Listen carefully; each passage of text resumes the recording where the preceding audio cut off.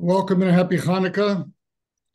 We're going to take a look at both the portion of the week, the Torah portion of Miketz, which is read this Shabbat, and we're going to try to do some group therapy and come more to peace in terms of the holiday of Hanukkah, at least in my mind and my way of seeing things.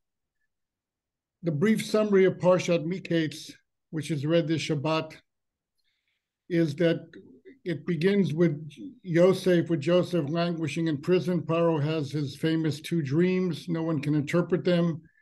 Joseph is brought out of prison. He translates the dreams. He rises up to become the viceroy of Egypt.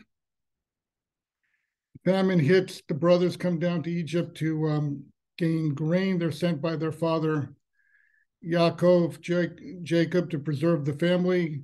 They encounter Yosef, not recognizing who he is.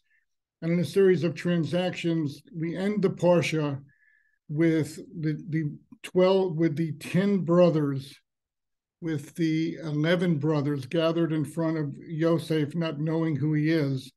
And Yosef ruling that Benjamin, the youngest, needs to become enslaved in Egypt, and the rest can go free. We're going to talk about a couple of themes here, one of which is time. And I want to begin with an insight on Parshat Miketz, just to be provocative and to set the stage for the discussion I really want to aim for tonight. The Parsha begins, Vayihi Miketz Chanukah Yamim.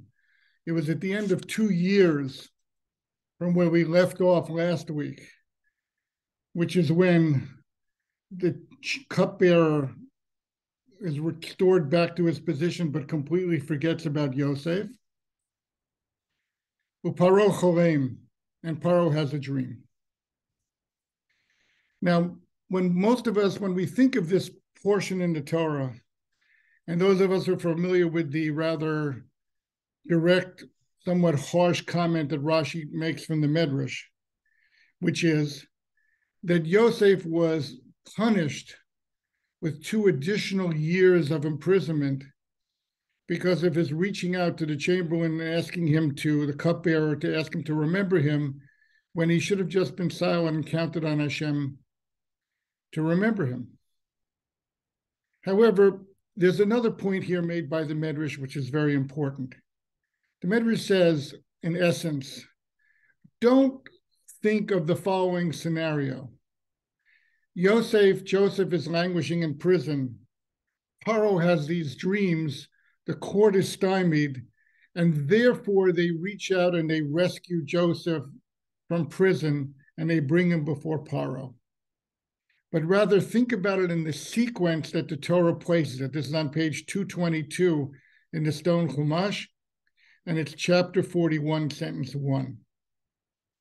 And says rather, it happened at the end of 2 years. Period.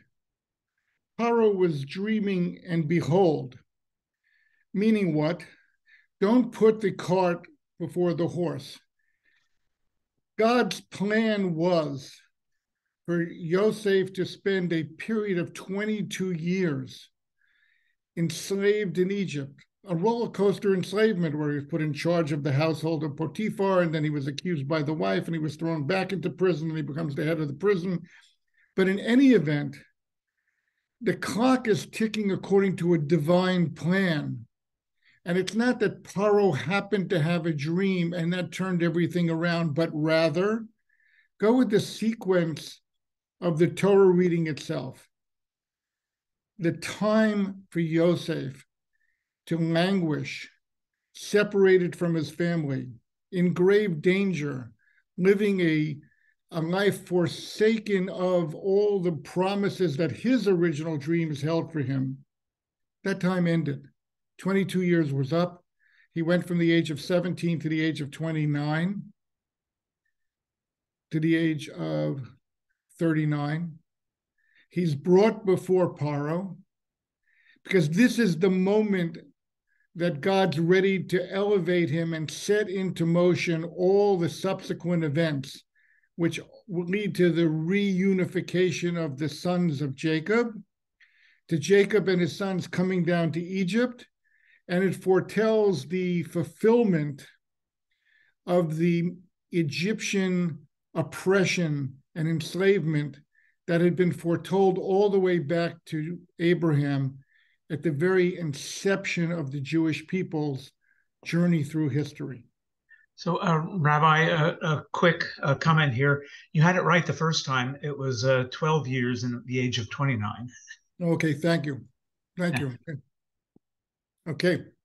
But in any event, in other words, these events are not being precipitated by someone's dreams or by anyone's action. Events are being following a plan that God has for the world. Now, I say this is a big insight. It's an insight that we're going to return to because we're going to talk about understanding time.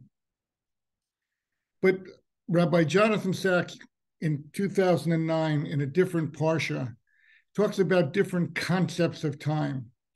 He talks about cyclical time, and we think about that in economics a lot. There's a time of inflation and a time of retrenchment and deflation and cycles, economic cycles. There's tragic time, the Greek view in all their dramas, which is that you're waiting for the person's fallacies and foibles to bring him down, and that inevitably is going to happen. Another way of reckoning time. Rabbi Sacks points to a Jewish view of time, which is specific, and then of course there's linear time in a scientific sense, in a historical sense. A happened before B, B happened before C, C happened before D, and we create chronologies, and then we try to connect events with meaning.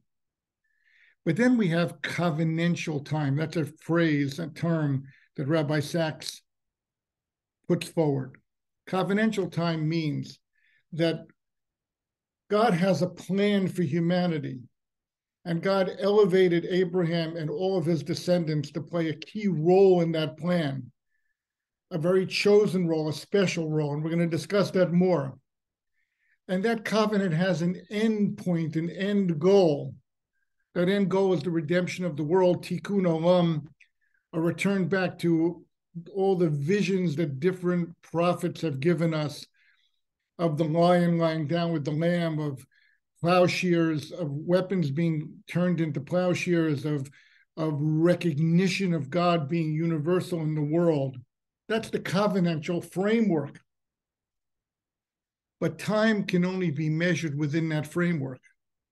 And for example, there's a medrash which is troubling to me, but says that during the years that Joseph was imprisoned in Egypt in jail following the happening with Potiphar's wife, he could have escaped. He had already established himself as a known leader in Egypt.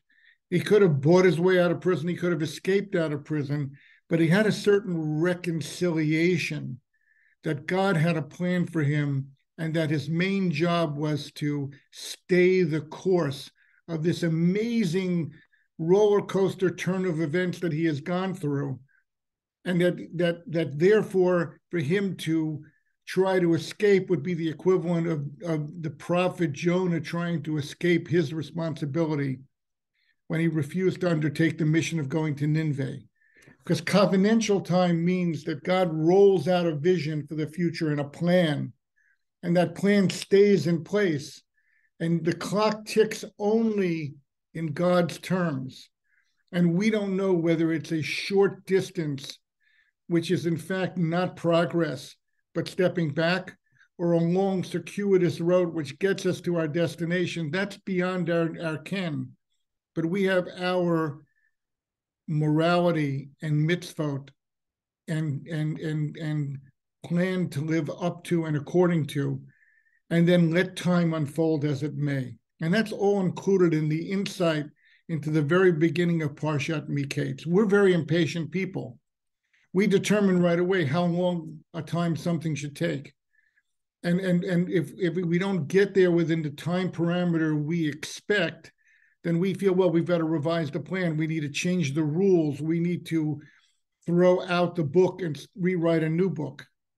And the Torah is telling us otherwise. Another example of this, and it's in this same chapter 41, and it's on page 227 in the Stone Chumash. In the same episode, once Joseph interprets the dream, then Joseph steps forward and he gives advice to Paro. And he says to Paro, sentence 33, now let Paro seek out a discerning and wise man and set him over the land of Egypt. Let Paro proceed and let him appoint overseers. And he gives Paro a clear mandate of advice. And Paro says, obviously, you are the man for the job. And in a very interesting way, Rav Lopian says, what did he need a discerning and wise man for? What was Joseph talking about in sentence 33? He needed a good manager. Times of famine are going to come. We need someone to meticulously collect during the years of plenty, to compute and figure out what's it going to take to get us through 7 years of famine, and to act accordingly. What is this idea of a discerning and wise person? And Rav Lopian again gives us an answer which is time-bound. He says, Ezuhu chacham haroet hanolad. A wise person sees the future. Now, we might even say foresees the future. But if you're just foreseeing the future, you need a group of accountants and managers to do this. The wisdom here was to accept the future as being real, that it was going to happen, and to act with a sense of reality that nothing that happens now during these first 7 years is going to cloud my vision. There won't be any excess. There won't be any diversion of our granaries filling up with grain and being preserved very carefully, because the reality of the famine to come will not be lost sight of no matter what. And that's what it means by seeking out a person who is discerning and wise. And the sources go on and they say amazing things. They say, for example, this is what the rabbis mean when it says one who prepares on Erev Shabbat has what he needs on Shabbat. Very odd framework. But again, if Shabbat is a day of rest and a day of not cooking and preparing meals, and yet a day of celebration and enjoyment, it takes a lot of focus on what do I want my Shabbat to look like, taste like, smell like, feel like, and then to prepare accordingly where there's no possibility of violating the Shabbat because I didn't think of this in advance. Another analogy, a person living their life with an awareness that there's a world to come, there's an accountability for one's actions. This also requires someone who's discerning and wise, someone who's roa et hanolad, someone who can hold on to a vision. And I think you can understand that this fits in with this notion of covenantal time that we're going to work with here today. Covenantal time is that the stories in the Torah are very unusual. Moshe is sent to bring the people out of Egypt and bring them to the land of Israel. Does he complete the job? No, he doesn't. Yet he fulfills his mission totally.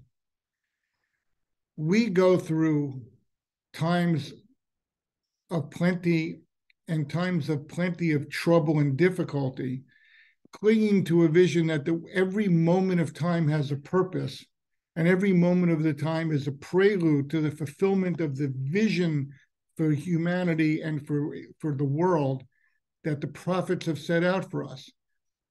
When is that going to happen? That's not told to us. We're to stay the course and to keep that vision clear in front of us and that understanding clear with us, because otherwise we're going to lose our way and we end up falling out of living in sync with a covenantal future. This is the framework I want to put down, borrowed from Jonathan Sachs, and I could show you the source. With this in mind, I want to turn our attention to Hanukkah. You know, very famously, the question on Hanukkah is why we have 8 days and not 7 days, and there's 100 answers. There are simple answers, there are complex answers, there are philosophical answers. My difficulties with Hanukkah are not based on 7 days versus 8 days. The difficulties with Hanukkah that we confront most, especially in my mind, are the following ones. I'll set out a few of them, and we're going to talk about Hanukkah as a framework, and then we're going to come back to this idea of covenantal time. We have no Megillah like we do in Purim. We have no real guidebook. So what do we have? We have a short piece in the Talmud, which talks about the miracle of the oil. And we have a prayer that we insert over and over again during Hanukkah, which talks about the victory over the Greeks, the Al Hanisim prayer. And many people work hard to bridge these two. But for me, it's just surprising. We have books that were written, the book of Maccabees. We don't accept them. They're not part of our Tanakh. They're not elevated to the status of Megillat Esther, of the story of Purim. So we can't study anything that's authoritative. Hanukkah gets painted over by so many different brushes. And if you read through history, it's quite amazing. But Hanukkah was the favorite holiday in the early stages of Zionism, and it was construed as purely a devotion to the land of Israel and to being there, which is surprising because the Jews were there the whole time. Nobody was taking away their land. What was being taken away from them was their religion, their practice of Judaism, their connection to Hashem. And interestingly, we have these statements by the rabbis that define and clarify what the Greek threat to the Jewish people really was. Let's look at that for a moment. One midrash. First of all, going back to the beginning of the Torah, when it says that there was choshech al pnei tehom, that in the first instant of creation, before God said, "Let there be light," there was an extreme of darkness. And what do we see in Rashi and all the commentaries right there? This darkness is grease.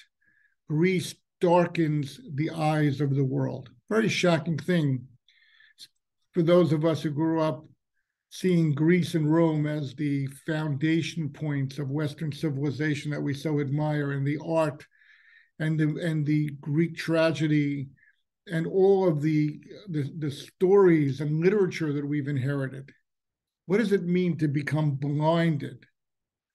So that blindness means to adopt Greek models of the world, which were very clear, that nothing exists that can't be touched or felt or seen. Okay, we just finished talking about Joseph's advice to Paro: appoint a person who can see. Greeks see beauty when it's in front of them. They create beauty with their hands in sculpture and in building and in art. But Greeks don't see any additional dimension to life. That's darkness. Darkness is that my life is something I'm going to live out over the course of 70, 80, 90 years, whatever time God allots for me, in a linear way. And it's going to be defined in a tragic sense of ultimately dying. And I'm not talking about the pessimism of it. I'm talking about the meaninglessness of it. The next thing we learned about the Greeks, that as the Greek oppressions began, they had an edict. It's a very funny, strange edict, but it's very telling. The edict was, if you owned an ox, you were to write on the horn of the ox the following phrase in Hebrew. The phrase is, "I have no portion." Let me get the words exactly right, because I did save it here. It's a medrash in several different places. Kol mi sheyesh lo shor, whoever owns an ox. Yachke al keren hashor, you are to engrave into the horn of the ox, She'ein lo chelek be'elokei Yisrael. I have no portion in the God of Israel. What does that mean? Well, symbolically, the ox represented the sin of the golden calf. So the Jewish people had sinned. They had lost their connection to God, perhaps. But most importantly, these old ideas of being God's people need to be ended. There's going to be this one world civilization that Alexander the Great envisioned. And the Jewish people need to join that civilization and give up on any notion that we have a special place or portion in God's world. Another point that the Greeks instituted that's crucial to understanding Hanukkah.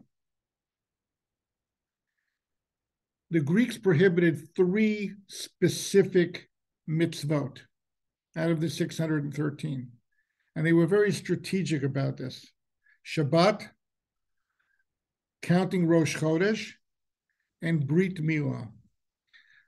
I always thought that Brit Milah perhaps was this worship of beauty, and the Talmudic reference that where a Roman general once said to Rabbi Yehuda Hanassi at a later time than Hanukkah, look, if God wanted human beings to be circumcised, why didn't he create people that way? Which again is this idea that you see a world around you, enjoy it, capture it, take pleasure from it. But where do you get these ideas of improving it or changing it or somehow transcending it? The Greeks hated that notion, and they were out to uproot it from the Jewish people. Shabbat, these are covenantal areas of Judaism. A Brit Milah, what do we say when we circumcise a child, a male child on the 8th day? We say, Lachnitzo Bibrito shel Avram Avinu. We have brought him into the covenant of Abraham. Shabbat, interesting thing about Shabbat. When someone's in the process of converting to Judaism and they're practicing keeping Shabbat, the law is that they're not allowed to keep an entire Shabbat. They have to violate Shabbat at least once during the process. Why? Because somehow Shabbat is so precious in God's scheme that it's exclusive to the relationship God has with the Jewish people. And we refer to this in the morning prayer, that God didn't include those people with other gods. God didn't include those people who worship the earth and the physical world. God didn't include nations of the world with other philosophies, because Shabbat is meant to be an exclusive part of this covenant between us and the Jewish people. And therefore it's precious. And the analogy again given by the Medrash is Shabbat is like the scepter of the king. So when the scepter of the king is planted in front of the king, and a stranger walks up and picks up the scepter and holds it high, he's really rebelling against the king, and that's a capital crime.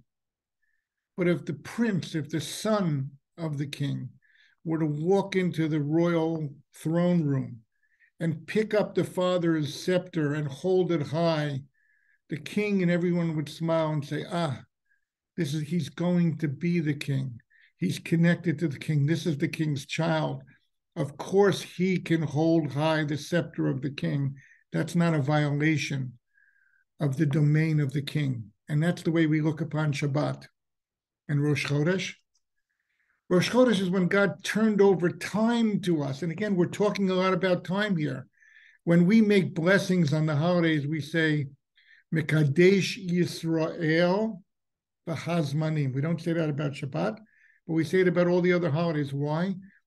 Why does it mean that God sanctifies Israel and time? Because God said it's up to you to sanctify time. The Sanhedrin sits in Jerusalem and they declare Shabbat and Sunday are going to be Rosh Chodesh. But they could just as easily decide, this year we're going to make Sunday and Monday Rosh Chodesh. They're given leeway. And of course, that impacts when holidays fall. It impacts which day is Yom Kippur. It impacts everything to do with our relationship to God, because God said, you're going to be the timekeeper. You're the one sitting on the sidelines with the ultimate clock. Why? because this idea of time connecting us in a way that's not predetermined, but rather that's decided upon as we go along in partnership between God and the Jewish people, that's a critical idea to the sense of covenantal time. With this in mind, I want to try to answer or at least solve some of the riddles of Hanukkah that trouble me, that have always troubled me, without being the Grinch who stole Hanukkah. First of all, we celebrate a great victory. There was no great victory.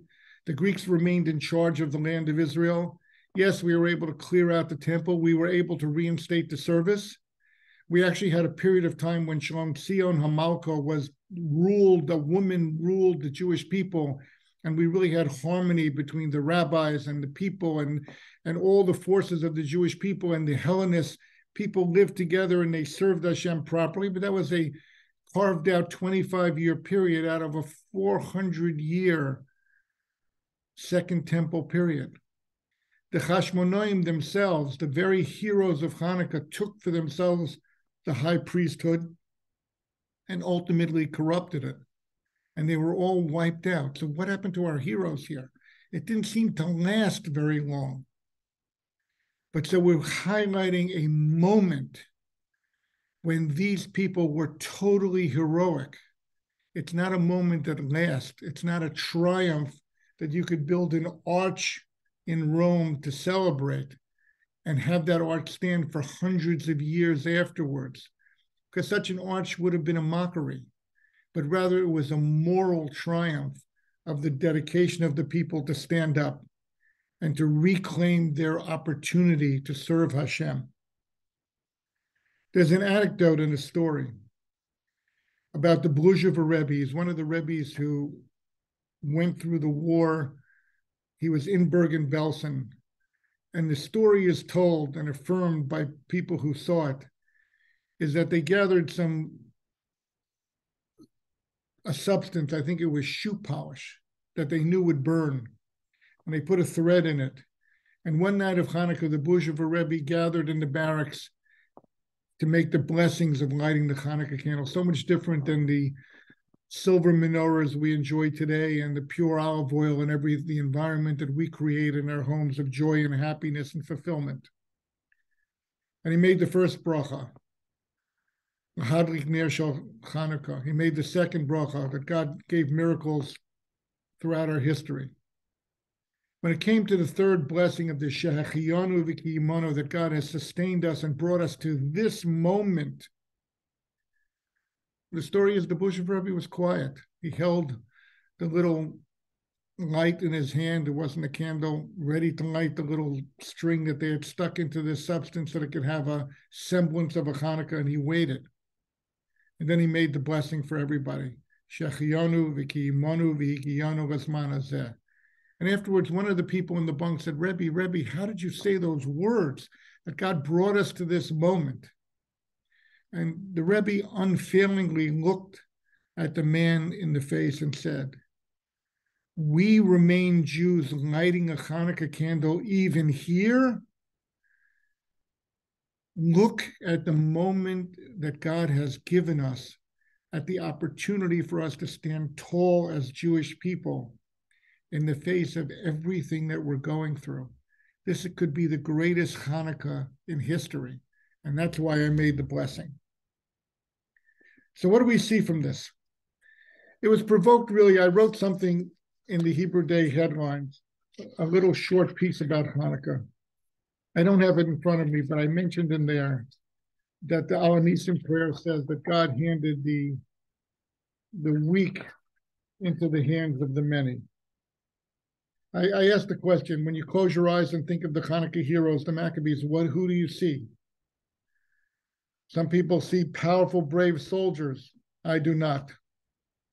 Some see angry freedom fighters. I do not.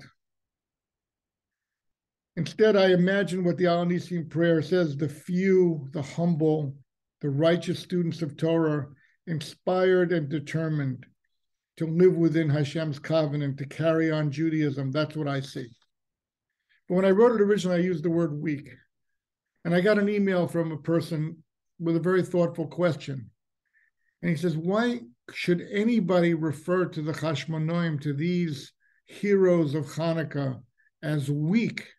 After all, we know in the Torah that when the Meraglim and the spies went out to look into the land of Israel, they saw themselves like grasshoppers. They saw themselves as weak, and that was their downfall. And that's a very thoughtful question. What should the answer be? But the answer is weak in the sense that we understand, we're told by the rabbis, don't believe in yourself until the day that you die. Understand that we are not the embodiment. We're not Greek heroes in that sense of the world. We're not conquerors. We're not building arches that we expect to last forever. We're not forming a Reich that we announce is going to be for 1,000 years. But rather, who are we? We are truly heroic in that we're living within this covenantal time, ready to do our utmost to carry forward Judaism, to move it ahead in the direction that seems to us is progress and ahead. And we make mistakes. And ultimately, what we have to count on is the idea that God is overseeing a covenantal history for the Jewish people. And Hanukkah celebrates such a heroic moment in that covenantal history. It celebrates a moment when the Jewish people resisted every notion that the covenant had been expired, that the sin of the golden calf perhaps undid us. Or maybe it was the fact that we were living in the land of Israel during the Greek rule and most of the Jewish people were elsewhere and didn't even bother coming back. Or maybe the fact that the Jewish people were absorbing Hellenist Greek ideals and dressing that way and celebrating that way and adopting Greek customs because they saw them as superior to Jewish values and to fulfilling a Jewish destiny. And yet people rose up from within the Jewish people and they weren't willing to give up on this covenantal notion. And I think that is a highlight here that Rabbi Gladstein points out in one of his many classes. And he says that if you look at the Al Nisim prayer, it says, God did a tremendous rescue for Kan Kayam Hazeh on this day. V'achar kein bo vonecha lidvir beitecha. And afterwards, your children came into your temple and cleaned it and purified it and lit the candles and established these days of Hanukkah. We may well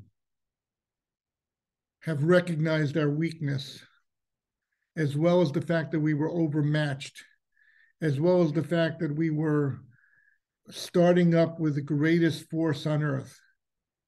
But we understood that we remain bonecha, God's children, that this covenant, which is so embracing and so encompassing and so fundamental to the way we have to move forward with our vision for the future, that Hanukkah candles brighten our world because they so remind us of this attitude and the fact that we are wandering our way through a history that God is determining. It captures the sense that I believe Yosef had, languishing in prison in a hopeless sense, but saying, God provided me with my dreams of being a leader of the Jewish people. My father recognized me and gave me a special tunic. In the immediate term, all those things have spelled disaster. But in the real sense of the covenant that God has made with Abraham, Isaac, and Jacob, and my role as one of these 12 sons, I'm totally convinced that I'm going to stay the course and that this is going to be part of the plan that's going to bring the ultimate success of the world. And if you look at the end of the Torah in chapter 32, sentence 9, it's on page 1102 in the Stone Chumash. Here we have Moshe teaching this song to the Jewish people, the song of Ha'azinu. And it says very specifically, we'll pick it up at sentence 8, when the Supreme One gave the nations their inheritance, when he separated the children of man, he set the borders of the peoples according to the number of the children of Israel, meaning that all of world history has been defined within a framework of God's covenant to the Jewish people. And it goes on in sentence 9, a declaration. For Hashem's portion is his people. Jacob is the measure of God's inheritance. Moshe has to emphasize this at the very end of the Torah in order to give us the wherewithal to sustain Jewish life and to celebrate Chanukah, Baruch Hashem, today in 2022 in the comfort and beauty with all of the music and dance and song that we're able to enjoy together. But also to be able to have the tenacity to make a blessing like the Blushever Rebbe did in Bergen-Belsen and say, Shechiyanu v'kiyimonu v'yanu lazman hazeh, superhuman strength, superhuman conviction that we are Hashem's portion. Being Hashem's portion doesn't mean anything in terms of where we're going to be next year. We see that from the leaders of the Maccabees. They died in battle. They ultimately fell victim to the very Hellenization that they stood against, to the extent that the Talmud says that by the time Herod assumed the role of viceroy of the Jewish people appointed by the Romans who succeeded the Greeks, there was no one alive who could claim to be a descendant of the heroes of Hanukkah. They were wiped out. But yet in this chain of Jewish events, this undefined sequence that will get us to the goal that we're aiming for, they are heroes. They stood up and taught us this lesson. They grabbed on this notion that Moshe had taught to the Jewish people that we are God's portion. And even though they were forced to write the antithesis of that on the horn of their oxen, even though they were temporarily deprived of Shabbat, of Rosh Chodesh, of Brit Milah, which bring these ideas and this concept alive within us, through it all, they didn't lose sight of that. Joseph never lost sight of that. Joseph gets up and talks always in God's name to people who never heard of God. And then he's recognized as being the Ivri that he was, the Hebrew that he was, the person who comes from this portion in the world. So in a profound way, we are celebrating the pride we hold in being Jews, in being a chosen people, and being a people that recognize the fact that God may have given us the calculation of time and handed it over to us as a sign of our partnership. But the real unfolding of Jewish history is beyond us. But we have a job to do. And to put it very simply, our job is to act as children of God, to clean the holy places of the world and purify them, and to light candles, and to be praiseworthy and to magnify God's presence in the world. And please God, we should be successful in doing so. We should most especially be successful in teaching our children to do so. And we should see, come what may, that the lights of Hanukkah are sustained for the rest of time, until such time as God decides that the covenantal redemption of the world is ready to take place. Happy Hanukkah. Wish everyone a happy Hanukkah. I hope this adds to the happiness and joy and doesn't detract from it. And we'll be in touch. Chag Urim Sameach. Enjoy the light of the menorah. Thank you, Rabbi. Happy Hanukkah to you. Thank you very much. Thank you. Happy Hanukkah. Thank you, Rabbi. Thank you. Okay, have a good night.